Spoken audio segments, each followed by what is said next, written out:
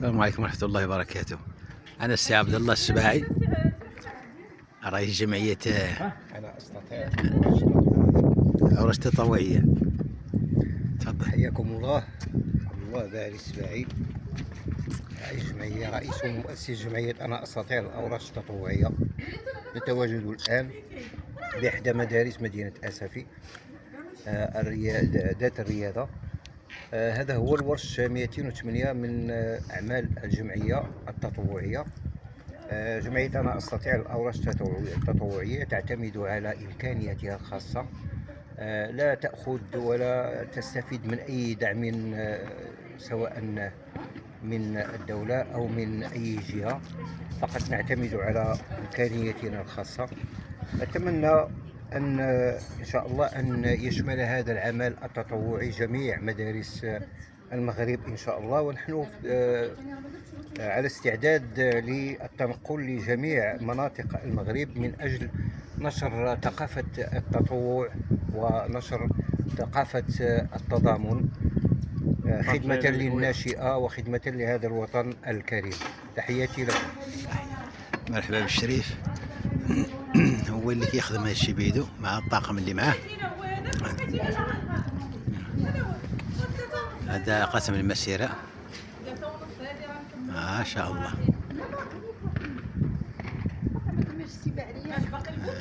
سي أبو علي السباعي، هذا النشيد الوطني. وهذا هو اللي كاتبه على قبيل. اليوم 4/12/2025. هذه مدرسة قرية الشمس بأسفي.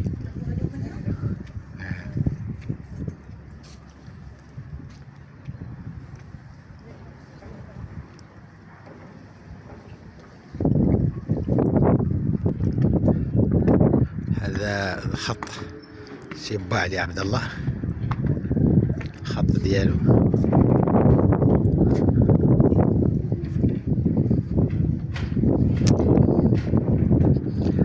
الخط ديالو في هذه المدرسة هذه. خيركم لأهله. هذا هو الكاتبها ما شاء الله. خطاط، فنان، رسام، جميع المستويات. هكذا جميعا من أجل مدرسة ذات جودة وريادة. هذا الخط ديال السي عبد الله واللي كاتبه بيدو.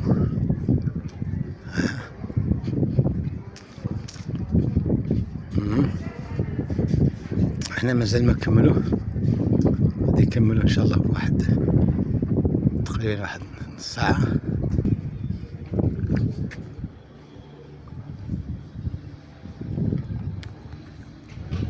هذا هو الخط ديالو إكرير.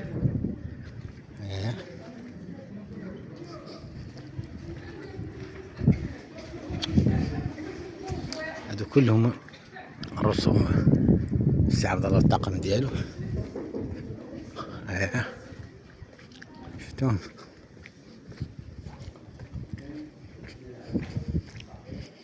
هذا هما الرسومات اللي دايرين فيه.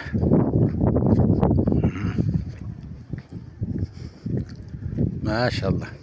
وهذا مولد السباع. هذا السباعي تبارك الله فنان، خطاط ورسام ما شاء الله.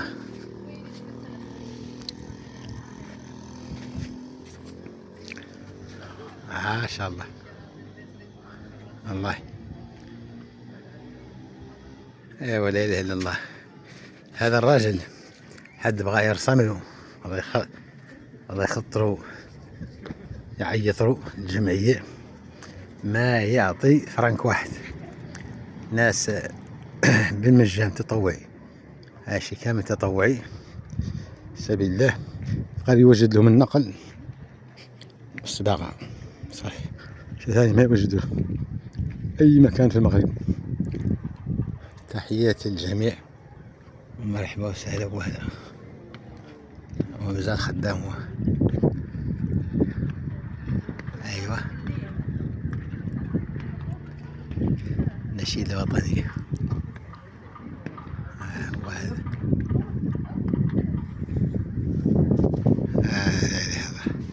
وتحياتي لكم اليوم من مدينة أسفي.